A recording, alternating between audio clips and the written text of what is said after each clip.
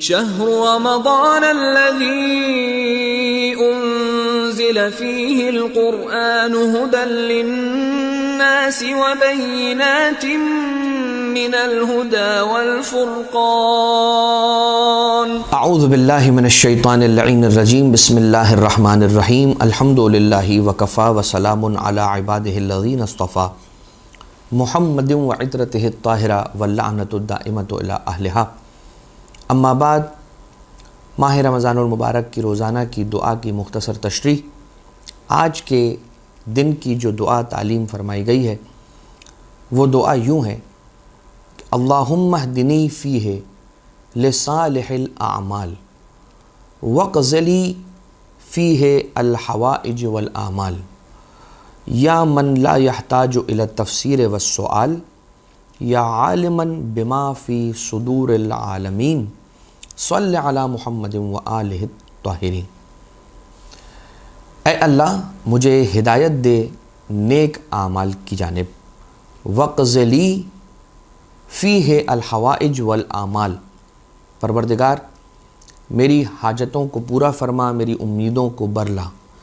یا من لا یحتاج الی التفسیر والسؤال، اے وہ کہ جو تفسیر کا محتاج نہیں ہے، اے وہ کہ جو سوال کیے جانے کا بھی محتاج نہیں ہے، مانگے جانے کا بھی محتاج نہیں ہے، کہ وہ اس بات کا بھی محتاج نہیں ہے کہ اس سے طلب کیا جائے تو وہ عطا کرے، تفسیر کی جائے، اس کے سامنے مفصل بیان کیا جائے اپنا مسئلہ پورا،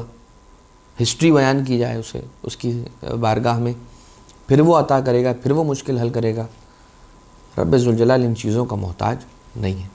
یا عالما بما فی صدور العالمین، اور اے وہ کہ جو جاننے والا ہے ان تمام باتوں کا کہ جو عالمین کے سینوں میں پوشیدہ ہیں۔ یعنی ایک جانب یہ کہا جا رہا ہے کہ اے وہ کہ جسے نہ سوال کی ضرورت ہے نہ تفسیر کیے جانے کی ضرورت ہے، اور اے وہ کہ جو جانتا ہے ہر اس چیز کو کہ جو عالمین کے سینوں میں چھپی ہوئی ہیں اور پوشیدہ ہیں۔ صلی علی محمد وآلہ الطاہرین، اے پروردگار رحمتوں کو اور درود و سلام کو نازل فرما محمد و آل محمد علیہ السلام پر کہ جو طاہرین ہیں۔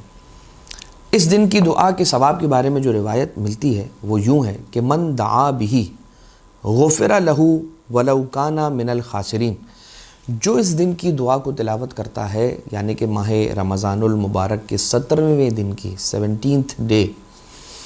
کی دعا کی تلاوت کرتا ہے، یعنی اسی دن دعا کی تلاوت کرتا ہے، تو پروردگار عالم اس کی مغفرت کر لیتا ہے، ولو کان من الخاسرین، چاہے وہ خسارہ اٹھانے والوں میں سے ہی کیوں نہ رہا ہو، پروردگار عالم اس کی مغفرت فرما دیتا ہے۔ اب آ جائیے یہ دیکھیں کہ ہدایت کیا مانگا جا رہا ہے، سوال کیا کیا جا رہا ہے اس دعا کے اندر۔ اللہم اہدنی فیہ، اے پروردگار اس دن میری ہدایت فرما نیک اعمال کی طرف۔ ہدایت کیا ہے؟ ہدایت دو طرح کی ہے، ایک ہدایت فطرت کی ہے اور ایک ہدایت عقل کی ہے۔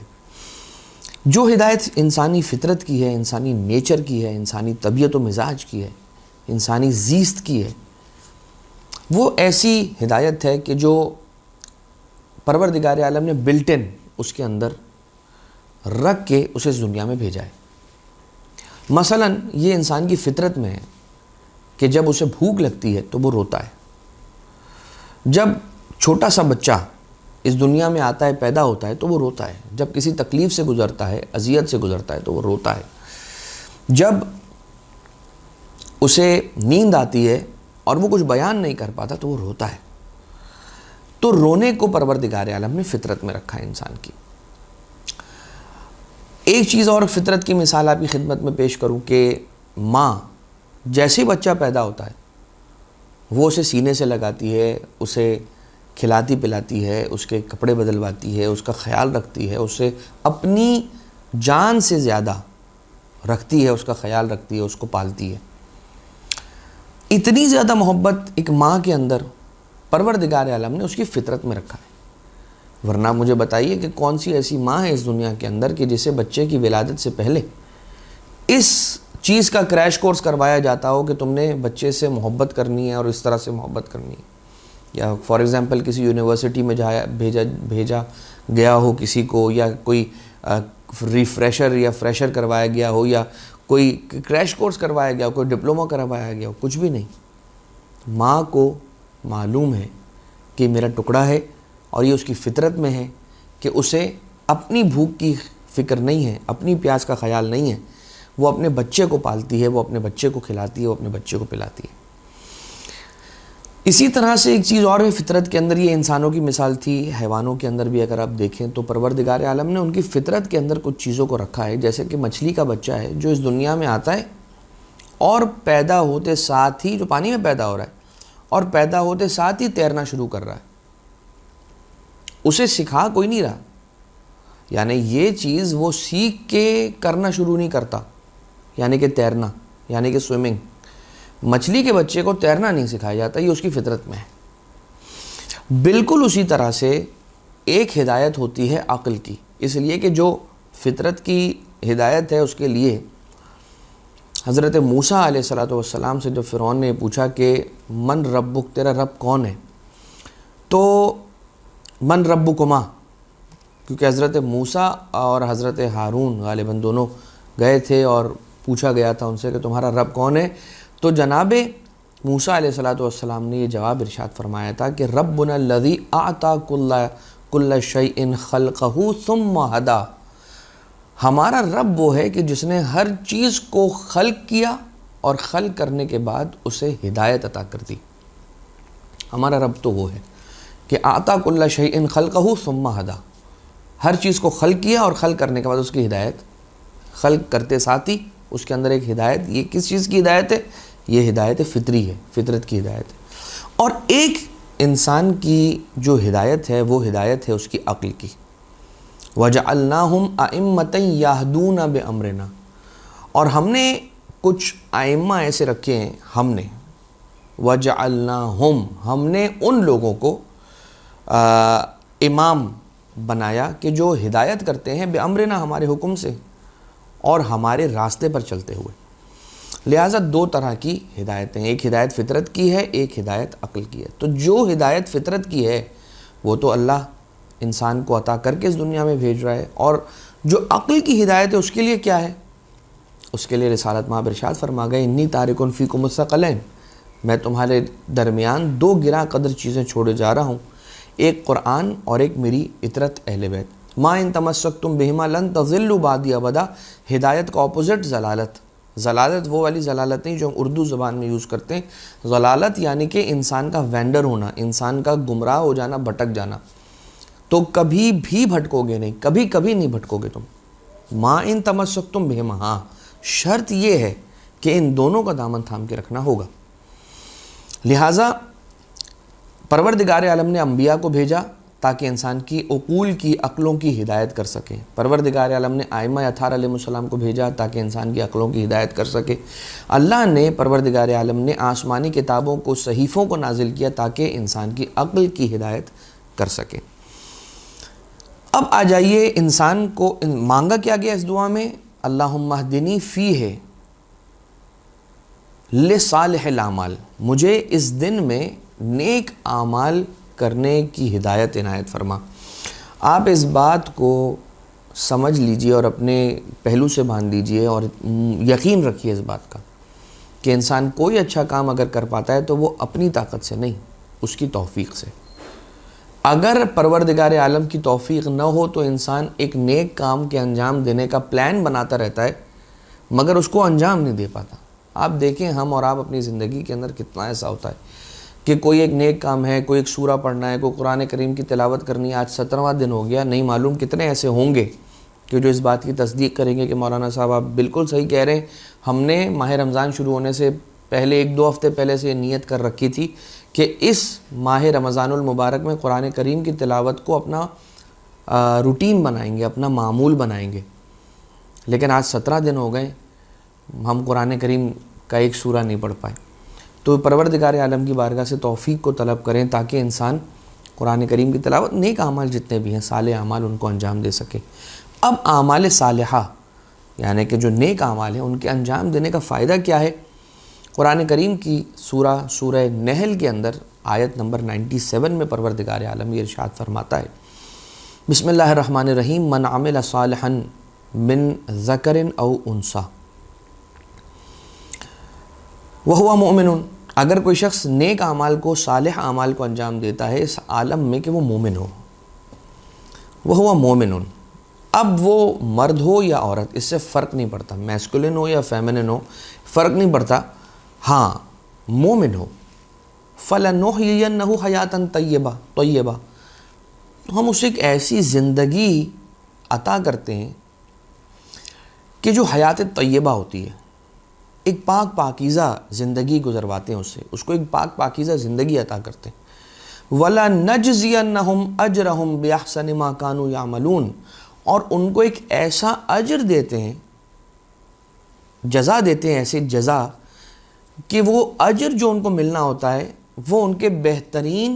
کاموں کے انجام دینے پر جو انہیں ملنا چاہیے وہ ہم دیتے ہیں۔ اب دیکھیے کیا کہا جا رہا ہے، من عمل صالحا من ذکر او انثی وہو مومن، اگر کوئی مومن ہے، مرد ہو یا عورت اس سے فرق نہیں پڑتا، مومن ہے، اور اس نے کوئی بھی نیک عمل انجام دیا، من عمل صالحا، فَلَنُحْيِيَنَّهُ حَيَاةً طَيِّبَةً، دو اس کے ایفیکٹس مرتب ہوں گے، ایک ایفیکٹ یہ ہے کہ اس کو حیات طیبہ ہم دیں گے، دوسری بات وَلَنَجْزِيَنَّهُمْ أَجْرَهُمْ، اور ہم انہیں جزا دیں گے ایک ایسے اجر کے ذریعے سے بِأَحْسَنِ مَا كَانُوا يَعْمَلُونَ، کہ وہ نیک عمل جو انہوں نے انجام دیا ہے اس کو اگر انہوں نے 100% ایفیشنسی کے لیول پہ لے جا کے انجام دیا ہوتا تو ان کو کیا اجر ملنا چاہیے تھا، وہ اجر ہم ان کو دیں گے۔ آپ غور کیجئے گا اس بات میں، اس لیے کہ یہاں پر آیت کے ابتدا میں یہ نہیں لکھا ہے من عمل صالحا بأحسنها، یہ نہیں کہا گیا ہے، من عمل صالحا کہا گیا ہے فقط، کوئی اگر نیک عمل کرتا ہے، یہ نہیں کہا گیا کہ اگر کوئی نیک عمل کرتا ہے، اتنا نیک اور ایسا عمل کہ جو احسن عمل ہے تو ہم اس کو احسن جزا دیں گے، یہ نہیں کہا جا رہا ہے، یہ کہا جا رہا ہے کہ وہ کرے گا نیک عمل مگر جزا اس کو ملے گی اس کی احسن، اگر یعنی کہ اس نے نیک عمل کیا ہے لیکن وہ اس نیک عمل کی کوالٹی تھی 50/50